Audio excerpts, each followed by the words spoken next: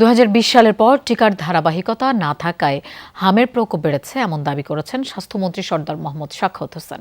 সকালে বরিশাল সদর হাসপাতাল পরিদর্শন করেন তিনি। মন্ত্রী বলেন, 4 বছর পর পর হামের টিকা দেওয়ার কথা ছিল, কিন্তু তা না করায় প্রকোপ বেড়েছে। বর্তমান সরকারের কাছে হামের কোনো ভ্যাকসিন ছিল না। অল্প সময়ের মধ্যে টিকা সংগ্রহ করা হয়েছে। যে শিশুদের হামের টিকা দেওয়া হয়েছে তাদের রোগ প্রতিরোধ ক্ষমতা তৈরি হতে 4 সপ্তাহ সময় লাগবে। বর্তমান রোগীর সংখ্যা কমেছে বলেও জানান স্বাস্থ্যমন্ত্রী। সদর হাসপাতাল ছাড়াও আরও 2টি হাসপাতাল পরিদর্শন করেন তিনি। সকালে বরিশাল সদর হাসপাতাল পরিদর্শনের সময় এক কর্মী অনুপস্থিত পেয়ে তাকে সাময়িক বরখাস্ত করেন মন্ত্রী। যেদিন টিকাটা দেব সেই দিন থেকে 4 উইকস টাইম লাগবে অ্যান্টিবডি ক্রিয়েট হইতে। কাজে আপনাকে ওই টাইমটুকু দিতে হবে। 2020-এর পরে প্রত্যেক 4 বছর পর পর হামের ক্যাম্পেনিং হওয়ার কথা ছিল।